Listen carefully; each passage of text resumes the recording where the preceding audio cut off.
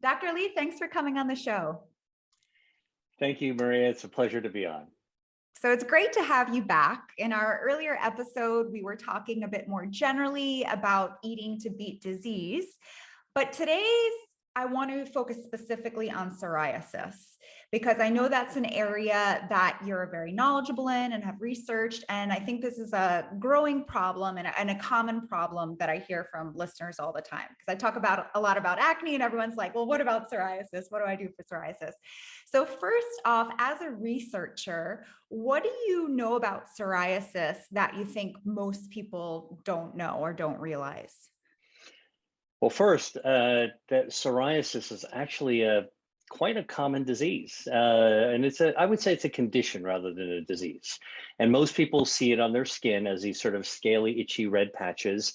But here's what I know as a researcher. So first of all, I'm an internal medicine doctor, but I'm a vascular biologist, a researcher as well. And psoriasis falls right into sort of my wheelhouse, my area of focus in looking at because this is actually a systemic disease, which means that, or condition, which means that it actually affects the whole body. Now, we haven't pinned down exactly what causes psoriasis, but we do know that there's an autoimmune component, which means that your own immune system rears up above and beyond. It goes beyond its duty, and it actually can attack and cause inflammation in your skin. So think about other types of immune or autoimmune conditions where the immune system rears up to cause inflammation, like lupus, for example, or rheumatoid arthritis. And in fact, psoriasis is a condition that is linked to all these. People with psoriasis sometimes have arthritis as well. So for those of your viewers and listeners who basically are looking at the skin, what's important to know is that actually this is a condition that affects the whole body. We just see it on the skin. So that's the first thing. Number two is that although it's autoimmune, which means the immune system is reared up against your own body to some extent, the real problem is inflammation. Now, we hear a lot about inflammation. There's a lot of advertisements about inflammation. I would say if you go on the internet, you hear about anti-inflammatory foods. That's all real, except that I think that if you're somebody who suffers from psoriasis, you realize that there's no simple fix for it.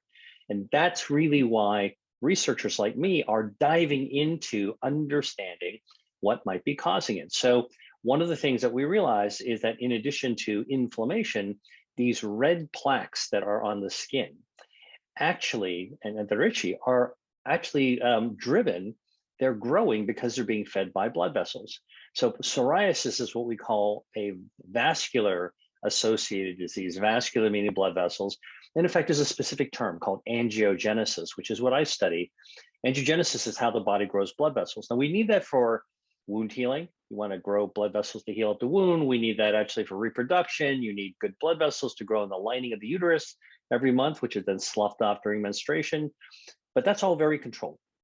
When it's out of control and when there's autoimmunity, the abnormal angiogenesis, abnormal blood vessels can actually grow these skin plaques. So think about it. Your skin is normally flat and it's not red.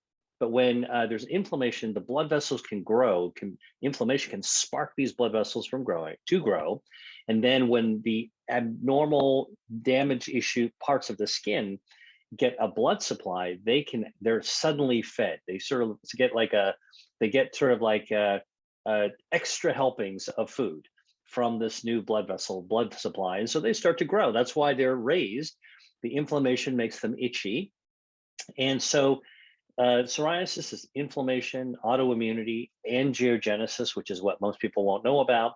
And the treatments that we think about for psoriasis, which are on the skin, meaning topical, many of those treatments are just to try to quell the inflammation. But if you have psoriasis in a serious way, your dermatologist, your doctor will sometimes give you more serious medications like steroids or like a special form of vitamin D. And then if you really need to actually ramp up your treatment, they give you these things called targeted immunomodulators. They can be injections, they can be pills, but they're sort of heat-seeking missiles to go after that inflammation. Here's the thing. All those treatments, the steroids, the vitamin D, those targeted heat-seeking immunomodulator missiles, they actually address inflammation, but all of them also address angiogenesis. They also quell those extra blood vessels from growing as part of how they work. Now, the interesting thing is about our body is that, that old saying that the hip bone's connected to the leg bone, right? So it is true that what's on the skin is connected to the inside, and what's on the inside is connected to our gut. And so there are also really important connections between psoriasis and the inflammation and the autoimmunity and the angiogenesis to what's happening in our gut. And what researchers have found now is that many people who suffer psoriasis, not all, but many, also have sensitivity to gluten. You don't actually have to have all-out celiac disease, but just sensitivity to gluten. Now we know gluten intolerance, gluten sensitivity is basically when you eat bready foods, wheat, barley, bagels, even some regular foods like soy sauce and some salad dressings can actually contain gluten as well.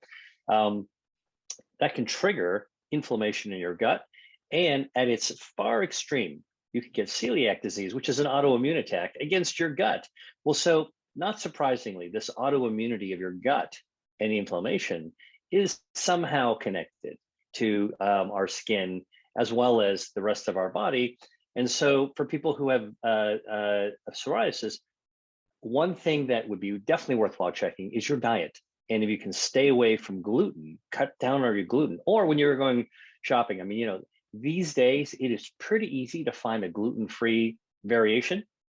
So go to the section of the store that is for people who have gluten intolerances and find the food that you want there. That can be really helpful. Most people don't realize that there's hidden gluten in a lot of different kinds of foods, like ketchup, for example, or soy sauce. They don't look like bready, but they've got that stuff in them. So again, a lot of people with psoriasis sort of think about it on the skin, and they think about it as itchiness and inflammation, but it goes much deeper than that.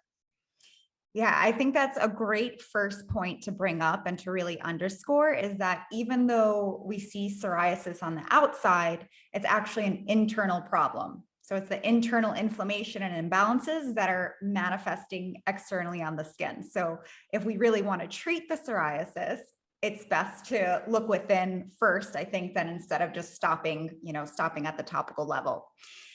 So many questions. You dropped so many little bits of wisdom there. My first question for you is, because you're talking about blood vessels and the role that they play in psoriasis, is there any connection between heart disease or cardiovascular issues and psoriasis? That's a great question.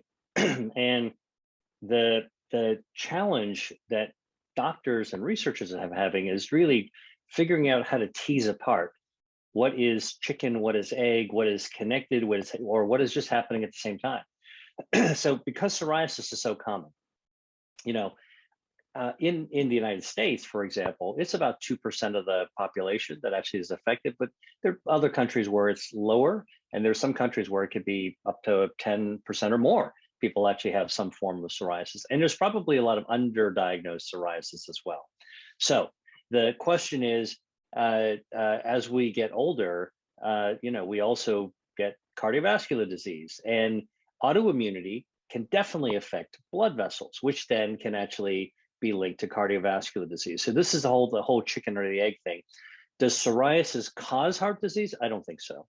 But does the issue underlying psoriasis, your autoimmune response, does that actually have a spillover that can affect blood vessels and therefore, if not trigger, then maybe worsen cardiovascular disease? That's something that is under research right now. It goes even further than that, because some of the treatments that are actually being given for psoriasis, some of them are super powerful. These monoclonal antibodies, or they're designer treatments, the heat-seeking missiles I was talking about. Those actually are so powerful that we don't know yet fully what the long-term consequences might be, which is why, I think if you are suffering tremendously, start with the easy things. Start with your diet, start with your lifestyle. before you, kind of step it up and go straight for the drugs. You can always modify your lifestyle, but the drugs have effects, hopefully good effects, but many of them also have side effects, and those are the ones that you sort of want to dodge. So yeah, I'm a huge proponent of starting with food as well, because I feel like it's a low hanging fruit. It's easy, and there's usually only positive side effects of eating healthier. So why don't we start there then? What are some foods that are especially beneficial for people with psoriasis? Yeah, well, so look, as a researcher in food as medicine, I always use science to try to direct what I talk about, and that's something that's really important to me because so many people now are talking about food and health. As a doctor and as a scientist and somebody who works in food as medicine, I use evidence to kind of like to shine a light on the things that I think people need to hear about. So research has been done looking at diet and psoriasis. And this is important research to know because it's been done in people, not in test tubes, not in animals, but in real people. And so there was a study out of Italy, in Naples, Italy. There's a medical school there that actually does a lot of work on diet and psoriasis. It's called the Federico II Medical University. It's out of Naples, which is on the east coast of Italy. And they studied 62 people with various forms of psoriasis and looked at their dietary intake. And they found that when you looked at the severity of psoriasis, so if there was no symptoms of psoriasis and it was just a little red lesion on your back, you might not even see it, or maybe, on the crook of your arm, it wouldn't be such a big deal. But actually psoriasis can be severe, itching, can even bleed. It can be disfiguring. It can be crippling even. So there's a score that's been developed called PASI. It's the Psoriasis Severity Index. So the bigger their score, the more severe the psoriasis is. So this group in Italy was looking in people at what they were eating and correlating it with the severity of score. And they found that people who ate a Mediterranean, more of that classic traditional Mediterranean diet, okay, not modern Mediterranean diet, because you go to the Mediterranean today, there's a lot of people eating just junk food, ultra processed food, sugar sweetened beverage, like the same stuff Pizza, everybody else eats. pasta. Yeah. Yeah. Well, let's be specific, these ultra processed kinds of foods. Well, it turns out that people who are sticking more to a traditional Mediterranean cuisine, that they actually had lower psoriasis severity scores. And specifically, they were able to nail it down to two foods that seem to make the most difference. And one is extra virgin olive oil. So EVOO, right? That's the stuff that we know is good for our salad dressing, good to dip your bread in. Well, probably not if you have psoriasis. Be careful about that gluten-free bread. Let's say Gluten-free bread. Yeah. Now, what's in extra virgin olive oil? Turns out that there are lots of polyphenols. One of them is called hydroxytyrosol, and it is found in high abundance in certain types of olive oil. So there's three types of olives, varietals of olives that have the highest levels. What are those three? Well, in Greek olives, it's called the Koroneiki olive, Spanish olives, which is called the Picual olive, and in Italian has the Moriolo olive. It's from Umbria.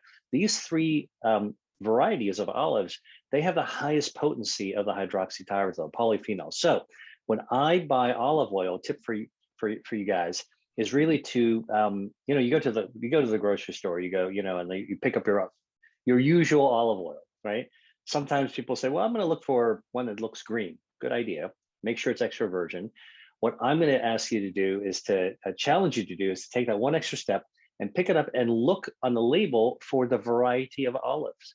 And look for the monovarietal, because now you know that it's only made with those super powerful varietals. So the good news, Koroneiki olives, Greek olives, pretty easy to find, that kind of olive oil. Picual, most common olive used for Spanish olive oil. So you can actually find all of those easy. The Moriolo, a little bit harder to find. Anyway, you can search on the internet and you can just order this stuff. That is actually a great way to use olive oil. Now, what about seafood? Seafood is the other food that was found to lower the severity of psoriasis scores in the Mediterranean diet. So what's in seafood? Well, I will tell you that here's, for people who don't eat seafood, I'll tell you, at the end of the day, it's still a plant-based food benefit because the algae and plankton that the fish eat that's found in seafood or shellfish actually comes from a plant. So, but they're these are the omega-3 fatty acids. So they talk about oily fish, right? You talk about your salmon and your anchovies and your sardines, but actually many people don't know that there's a lot of different seafoods that have healthy omega-3 fatty acids. So for example, squid, calamari actually has it. Octopus has it. A lot of clams, if you're a shellfish lover, clams also have it. Manila clams actually have a lot of healthy omega-3s worth checking out as well. You could probably take an omega-3 supplement if you don't like fish or you can't get it. But by the way, here's another little kind of practical tip for your viewers and listeners, is that basically frozen seafood, which you can find almost anywhere, you can have it shipped to you. Flash frozen seafood is usually caught on a boat, thrown into a flash freezer, and that also traps all those omega-3s. So I wrote a book called Eat to Beat Disease. It's got tables and charts of seafoods that have high levels of omega-3 fatty acids. So just in case you wanted to go beyond the tuna and the salmon, because you're sick of tuna and salmon, there's a whole variety of other seafoods. And if you don't eat fish, if you're a vegan, you can actually also get omega-3s from tree nuts, chia seeds, those kinds of plant-based sources of healthy omega-3s as well. Yeah, and I'm actually a huge fan of frozen seafood. So I'm glad that you brought that up. I feel it's so convenient and easy to use. And it's also cheaper usually than the fresh stuff. And often deboned. So you don't have to deal with the bones. Which is nice, which is always nice. Now, speaking of oils, right? We're talking about olive oil. We're talking about the healthy fats in salmon, right? The omega-3. On the flip side of that, I would imagine then for people with psoriasis, avoiding the seed oils, like the vegetable oils, the soybean oils, the corn oils, that would also be important, particularly because psoriasis is an inflammatory condition. And we know that these oils can help promote inflammation. So would you agree? Would you say that sort of avoiding or limiting these vegetable oils is also a good idea and replacing them with a healthier oil? Well, here's what I would say. Olive oil is a safe oil to go to because it's got those anti-inflammatory polyphenols. The other vegetable oils, it's an area of research because they sometimes also have omega-3s that are good for you, except they also have omega-6s. And it's an omega-6 to omega-3 ratio. So this is getting into a little bit of the weeds that might be harder to understand. That ratio, if you have omega-3s, but you got more omega-6, which is a different kind of fat, natural fat, it's still healthier than saturated fat you get from red meat or butter. But the fact of the matter is that ratio makes all the difference. So you could take something anti-inflammatory in an oil, and you can actually make it more inflammatory. So I would say, to be safe, go with the safer, surer bet. And by the way, I think olive oil, like extra virgin olive oil, tastes better. Anyway, at the end of the day, like we can come up with all kinds of prescriptions for food as medicine, but I try to get people to kind of follow their taste buds, because if you're going to embark on something that you're going to be able to stick to for your whole life, you want to do something that you enjoy. And so I think that, you should love your food and love your health at the same time. Now, here's another thing about oils I think is important to understand, is that every body is going to be a little bit different. And so if you might actually try olive oil and you find that your body doesn't respond very well to that. So I try not to make blanket statements. I try to give the evidence. So in this clinical trial, extra virgin olive oil actually was beneficial, but that doesn't mean every single person is going to respond exactly the same way. You've heard about this whole idea of personalized nutrition. A lot of people like to say, spit in a tube and we'll send it out to the lab and we'll get this reading and tell you exactly what you need to eat. I don't think we're there yet, but what I will tell you is that we all have the ability to listen to our own bodies. So whatever you're eating, even if you're told that it's healthier, if you don't react well to it, then switch to something else. And so Mediterranean diet is very broad. And I think, even when you go to this big, broad diet, listen to your body. Another food, by the way, that has been shown by researchers to reduce the severity of psoriasis is coffee. Coffee can reduce the severity. Now, why do we think that is? Because coffee also contains these polyphenols. One of them is called chlorogenic acid. Chlorogenic acid is actually, I mean, coffee is plant-based, right? It comes from the coffee bean, from the coffee plant.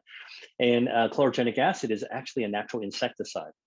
And so if you, and that's why the plant, one of the reasons the plant makes this, when you have coffee, you're drinking some of this chlorogenic acid that's found in the seed, the bean, and it absorbs into your body, and you get lower inflammation. And so this has been studied.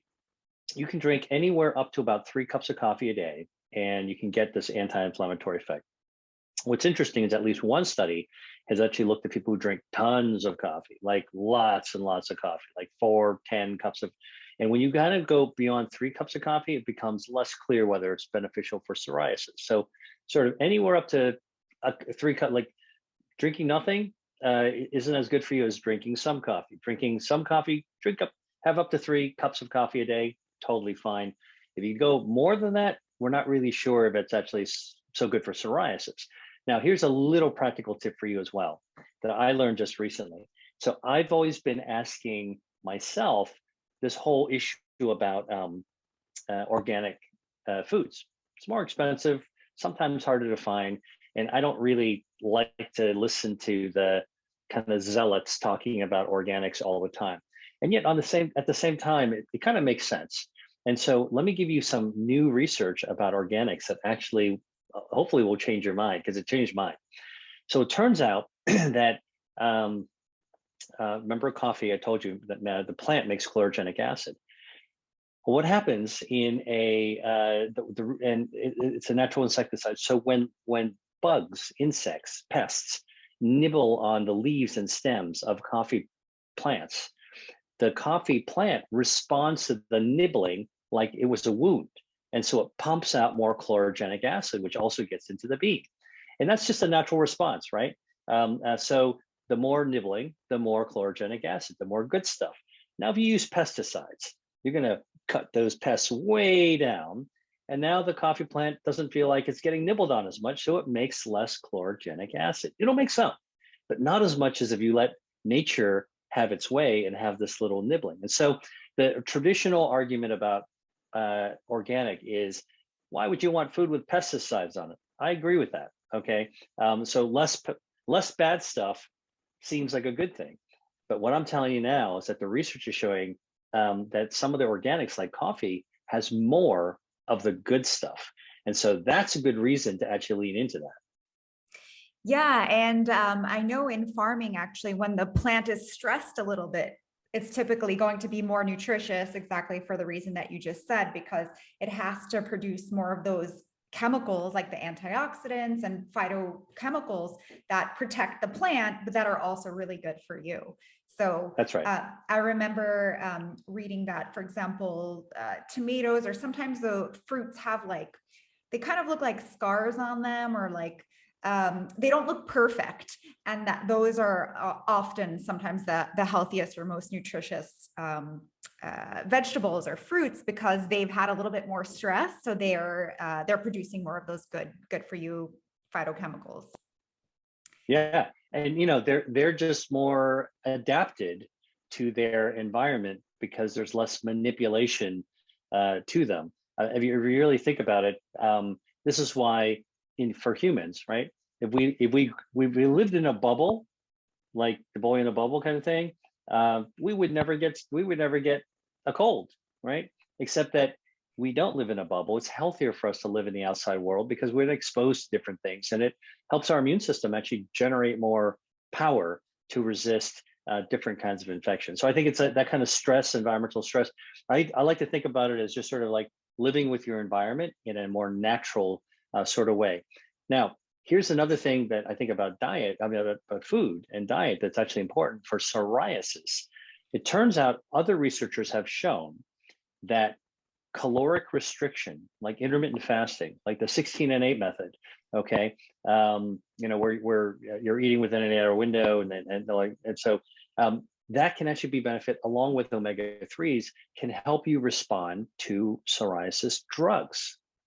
So if you're getting treated for psoriasis, cutting down on your caloric intake And eating some omega-3s or even omega-3 supplements has shown that you can actually get better responses to the treatment. Because, there's nothing more frustrating than to go to the doctor, get treated, and you're not getting better.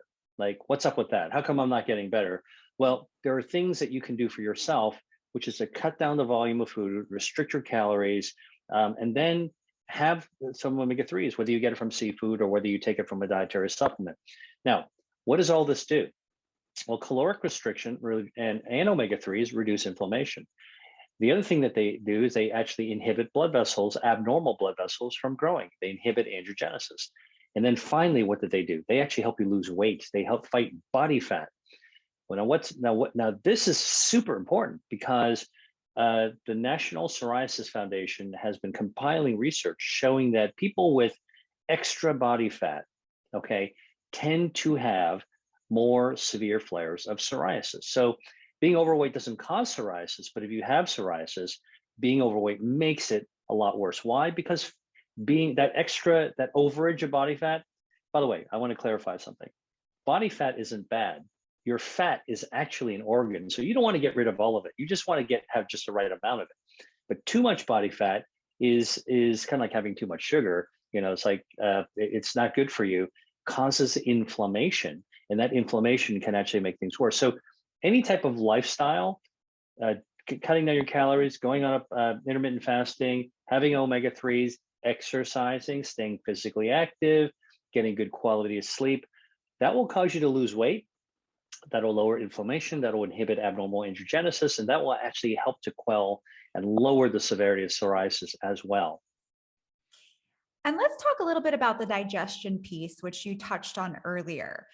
There is a connection between our gut health and our skin health. So can you elaborate a little bit more on that? And are there certain probiotics, for example, that may be beneficial for someone with psoriasis, or anything that you want to point out as it pertains to gut health and psoriasis?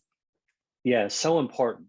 Look, our gut is filled with healthy bacteria. I will tell you, when I went to medical school, the young doctors to be were taught that bacteria is bad. And I would say that, in society as we're growing up, our moms and dad told us bacteria is bad and we have antibiotics to kill the bad bacteria. Well, there are bad bacteria for sure, but I will tell you most of the bacteria in our body, in fact, is good bacteria. So it's just the opposite. Like, it's mostly good guys, a few bad guys, as opposed to they're all bad guys. Now, these good guy bacteria, they live in our gut. In fact, we've got, if you compare the number of bacteria to human cells, it's almost 1-to-1. So, if you were to take a biopsy and count the number of cells in the biopsy and then multiply it for your whole body, how many human cells do you think you'd have? About 40 trillion human cells. That's a lot of cells, okay? If you were to actually count the bacteria and how many bacteria we have, we've got 39 trillion, so almost 1-to-1. Now, how much is 39 trillion? I can tell you 39 trillion is more stars than you can see in the night sky, okay? That is huge.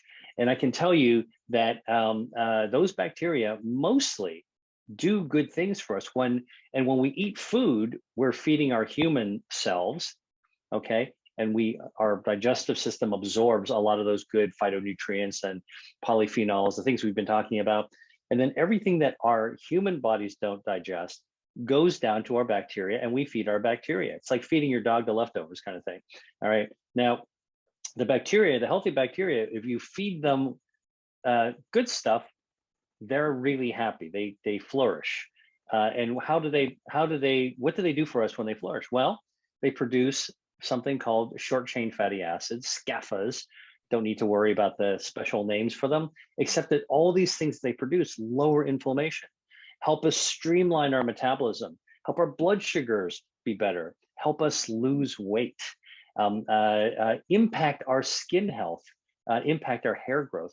And our healthy bacteria, by the way, really cool, they send signals to our brain to release social hormones. So this is the gut-brain axis. In fact, our bacteria pretty much text messages our brain and tells our brain to release these hormones. So our gut bacteria is incredibly important. It's almost like an organ system all by itself. So gut is connected to lowering inflammation, Inflammation is important in psoriasis. We see it on the skin. And we do know that, by the way, I've done research on gut bacteria and on healing of your skin. If you make a cut on your skin, if your gut bacteria is healthy, it'll help you heal up much better. All right. So that's something I'm telling you, all the good stuff that you can do for your gut bacteria. Now, what happens if you do something bad for your gut bacteria? If you feed your gut bacteria things it doesn't like, you're going to kill some of it. And by killing it, you're changing the neighborhood, the ecosystem. Think about the ecosystem like the Great Barrier Reef. If you start killing, it's beautiful, Great Barrier Reef. I had the privilege of actually swimming there once. If you actually start killing off the fish and the sea anemones and the coral, you bleach it, you change that entire ecosystem, becomes a very unhealthy ecosystem. Not only does it look bad, but it can't do what it's supposed to do for the planet. And that's the same thing that happens in our gut bacteria when we feed it bad things. So what are some bad things? Extra sugar, added sugar, you overload it. Your gut bacteria really doesn't like that. Artificial sweeteners, okay, also not good. The synthetic ones, like stevia is okay, but artificial sweeteners mess up your gut bacteria. Doesn't really like it. Ultra processed foods, a lot of those chemicals that you can't pronounce on the side of a box of ultra processed food or a can, your gut, again, our bodies don't absorb them, but they go right down to the gut bacteria, and you screw up your gut bacteria.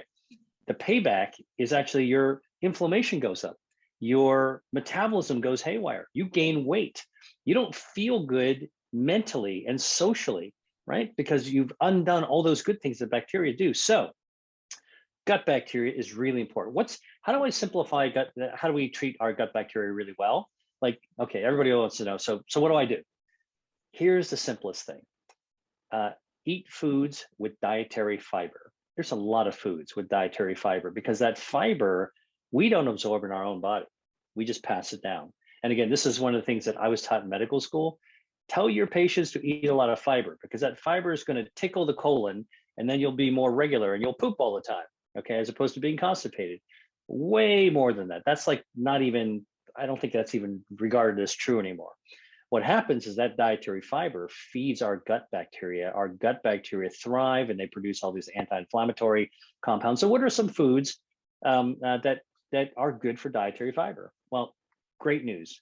Legumes, white beans, navy beans, black beans, edamames, soybeans, all great for you. Leafy greens, lettuce, kale, broccoli, great sources of fiber.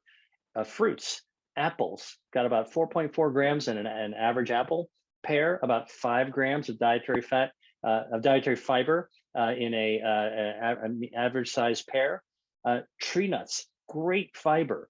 You're snacking, snack on tree nuts, almonds, macadamias, pecans, walnuts, great sources of healthy fats, plant-based omega-3 fatty acids, which is good for your psoriasis, and dietary fiber, which is good for your gut microbiome, which then takes down inflammation. So, again, the gut is connected to the rest of our body, including our skin, and the foods that we eat can have a big impact.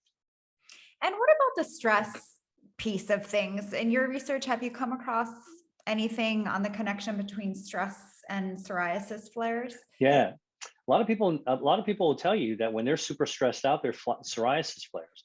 Well, that makes a lot of sense. Stress hormones actually cause inflammation, up your inflammation. If you have an autoimmune condition, your immune system is, I like to call it twitchy, so it doesn't just kind of go up and go down like a smooth volume switch. Okay, that's how the immune system should function, like a car radio, like, turn a little louder and then a little bit softer. A twitchy one is where, like, you can't really kind of get it to get to that right volume. It just, like, when it goes up, it goes way too loud. And that's basically what we see in autoimmune conditions. And so the issue of stress, being stressed out, makes the immune system even more twitchy, which is why there's all these flares. Now, and by the way, it's not just psoriasis. When we're stressed out, we damage lots of our system. We damage our health defense systems, like our blood vessels. We damage our stem cells. We damage our gut microbiome. Our gut bacteria also changes. A little bit of stress, totally cool. All right, no problem. Our bodies are designed to be quite resilient. But a lot of us live in chronic stress. I mean, think about what we've been going through for the last 2+ years. with this pandemic, everybody's in a state of chronic stress. There's like hardly any escape. And that's why people are just kind of chomping at the bit to break free. They almost don't care anymore. It's really this sort of coping mechanism with stress. It's not good for you. It's not good for your microbiome either. And so I think that managing stress is really important. Part of that, there's a continuum. Exercise can help us manage stress. Healthy, good social behavior, interactions can help manage stress. Call a friend that call a friend that you like, so call a relative that, you haven't seen for a long time. And, when you feel happy, your stress actually goes down. And then there are some foods that can help with stress as well. Turns out that teas can actually help. Green tea lowers stress. Chamomile tea has something called apigenin. It's a bioactive natural chemical, lowers actually stress. So there's truly things that we can actually do using our diet and lifestyle to help us lower stress, which then lowers this inflammation, which if you have psoriasis, will help to quell your overall body's level of trigger happiness with the immune system and inflammation as it relates to your skin. And let's talk about the autoimmune piece now, because that is obviously psoriasis is an autoimmune condition. And I think traditionally it was believed that once you have an autoimmune condition, you're stuck with it for the rest of your life. But in recent years, there's been a lot of research. For example, there's the case of Dr. Terry Walls, who I'm sure you're familiar with, of reversing MS, right? And other cases like that, where people have been able to reverse autoimmune conditions to some extent. So can you talk a little bit about that? Like if someone has psoriasis now, can we give them a little hope in that, if they can change the diet and lifestyle, they can see a huge impact and they're not kind of stuck with it for life? Yeah, absolutely. If you think about autoimmunity, first of all, autoimmunity is not one condition.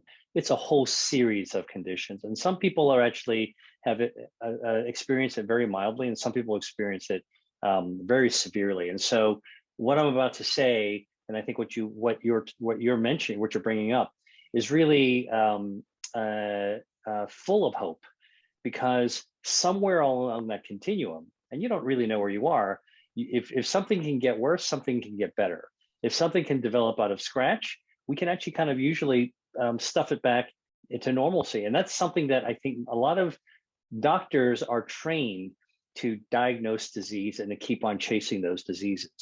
I'm an MD, I can tell you for a fact, we're not trained to think about restoring health. We're trained to stamp out disease. Well, my own philosophy has always been, how do we keep people healthy? And if they slip off the roof of health, how do we help them get back onto the roof, where they want to be, like perch in that top view? So I think that, we know that you can reverse many diseases. You can reverse type 2 diabetes with exercise, diet. You can take somebody that's heading towards that dark tunnel of diabetes, and you can completely turn it around and keep them on safe ground, have them land on a soft lawn, okay? Definitely doable. We even know with our heart disease that the clogs, the blockages in your heart, that can be reversed. Now, if it's bad enough, you might need to have a bypass, you might need to have stents and all that kind of stuff. When I was training, this is what we were always taught, like, oh, it's inevitable, you're gonna have to do something, something intervention. But now we realize that it's possible that individuals can reverse their heart disease with diet and lifestyle. And that's now been shown in human studies. Same thing for autoimmunity, okay?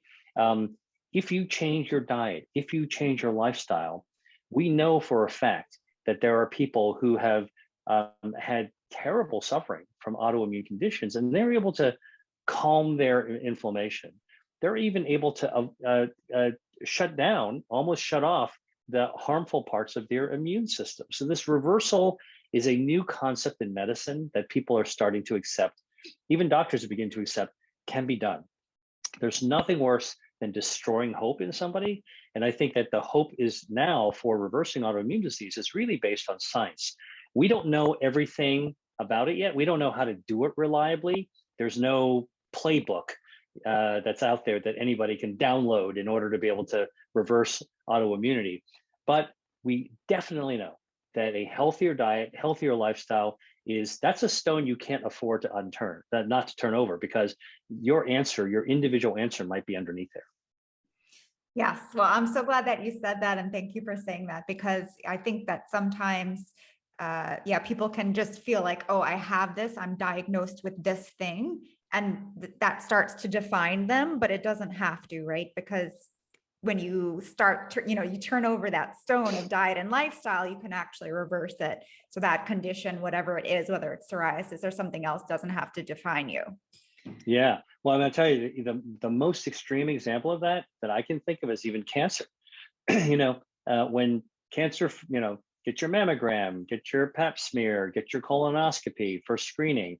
Well, and that's for prevention, but we know that many people actually have cancer. Sometimes the cancer is already spread by the time it's diagnosed. Today, we have these remarkable treatments called immunotherapies that actually can use your own body's own immune system in a different way, which is to rear up your immune system, not against your healthy cells, but to train it against cancer. All right. So for people with psoriasis, don't curse your immune system. You want it to be good, because a good, healthy immune system can be trained, even attack cancer.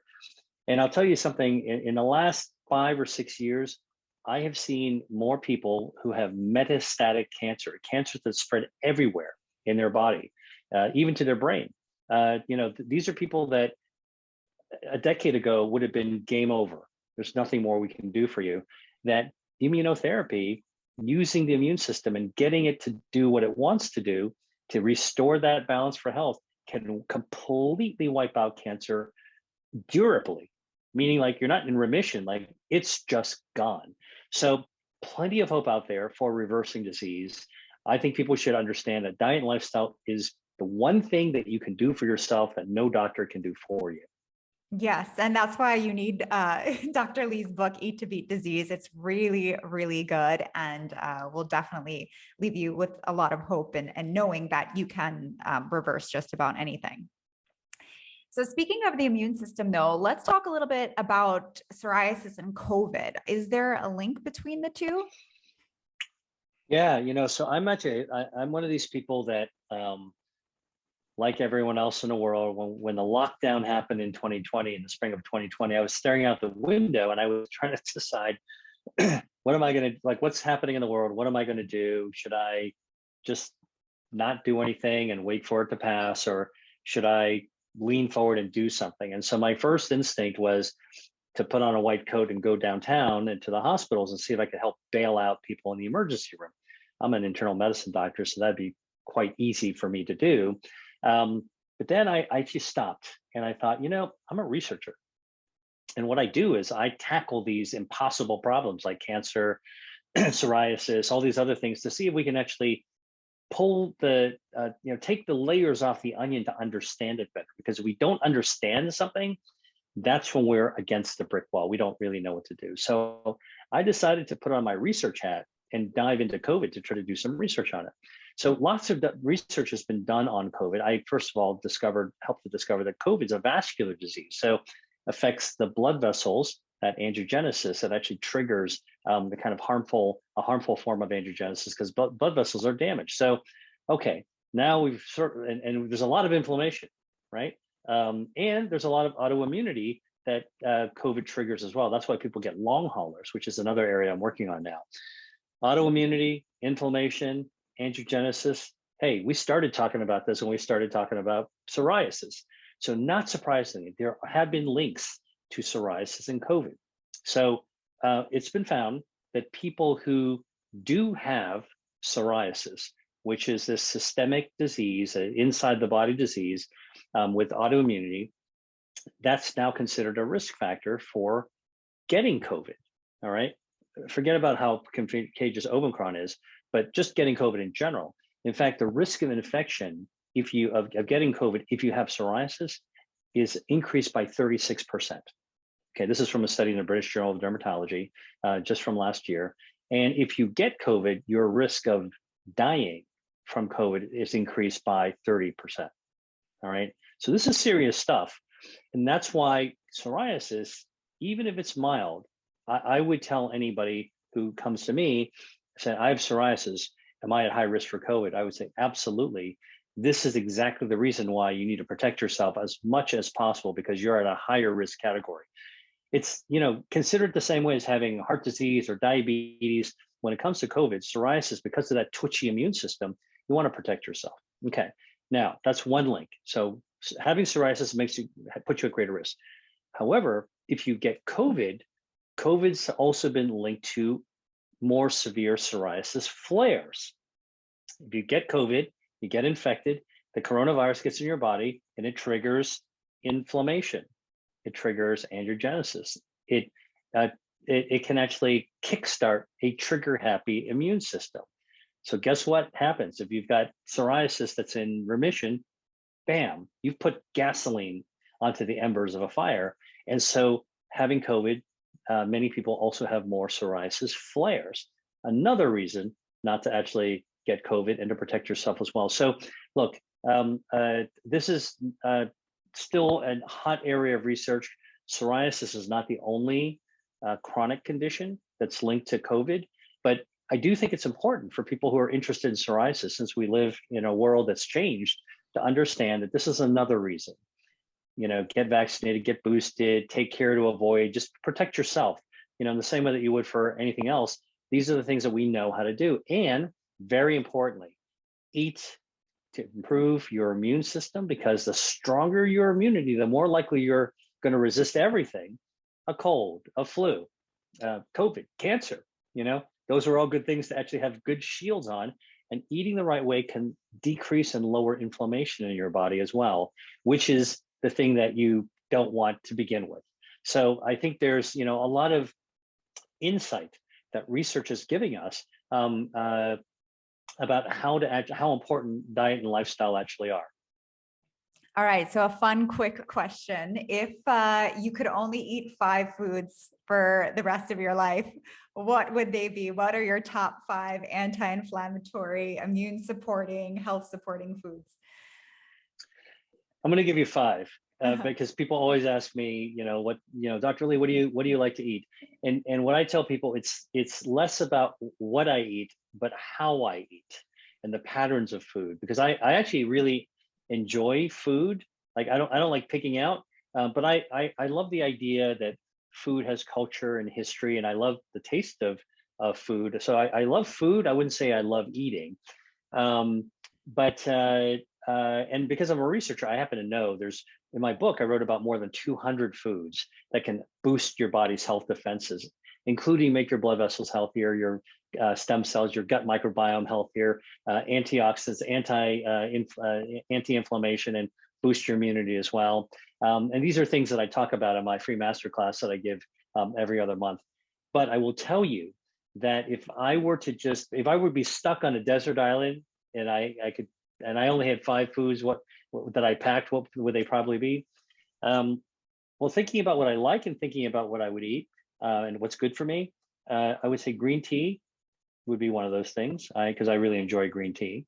By the way, footnote, matcha, which is the whole leaf of green tea powdered up, has been found by researchers to kill breast cancer stem cells. Quite amazing. Those are the baby cells that help the cancer keep coming back. But it does so much other as well. It's anti-inflammatory, good for psoriasis, and lowers stress as well. So that's number 1. Number 2, dark chocolate. So most people don't realize this, but dark chocolate is made with cacao, high cacao, 80% or more. The cacao part is a plant-based food. So although there's plenty of stuff you can put into a candy bar to make it less than healthy, the higher the cacao content, the healthier it is for you.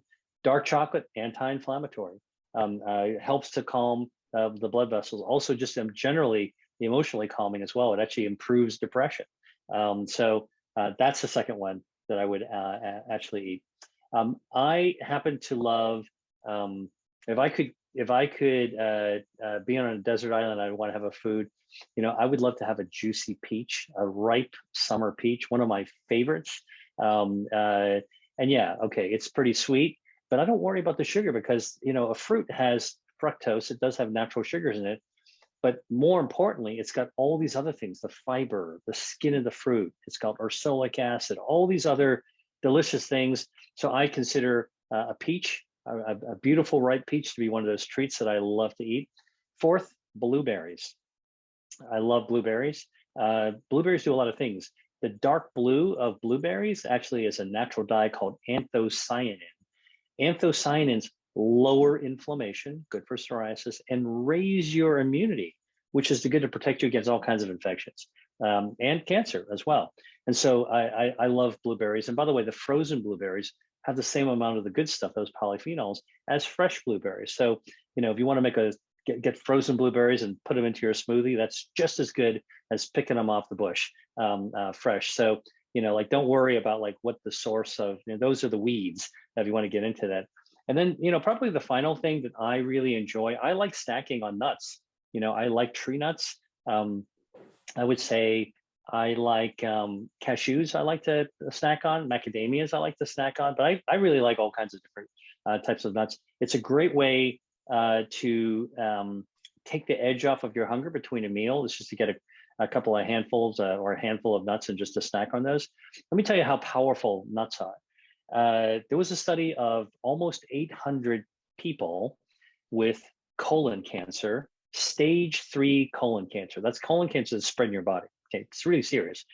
And they were getting treated by their oncologist. And the research study found that those people with stage 3 colon cancer who ate 2 fistfuls of nuts a week, 7 days, okay, had a 57% reduction in mortality. So it's not a swap for cancer treatment, but just eating those nuts, feeding your microbiome, getting those healthy plant-based omega-3s, lowered inflammation, jacked up your immune system, controls blood vessels, feeding tumors. I mean, you can't argue against the power of something like that. Plus, I love the taste of all those foods. So those would be my 5. Wonderful. Those are all delicious. Some of my favorites as well.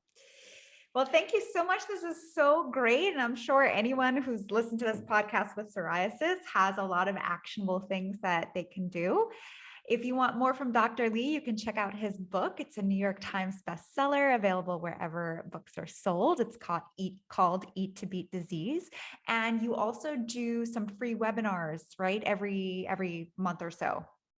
Yeah, so I want people to know that one of the things that I do, part of my mission, is to get information out based on new research that people should hear about. And I've done these free masterclasses where every other month or so, I'll do a whole series of masterclasses based on the latest research that's come out, talking about the health defense systems in our body, and then pointing out foods that can lower inflammation, boost your healthy immunity, help protect your blood vessels, help your gut health. And so all these little tips, I mean, I've had people, some of these masterclass, like where I had 8,000 people from all around the world, all kind of signing up to hear about this. So it's a community of people that I get out to. Please sign up for my free masterclass. You can come to my website at drdrwilliamlee.com, drwilliamlee.com, and you can sign up for my masterclass. You'll find out when they're actually scheduled. Wonderful. Thank you so much.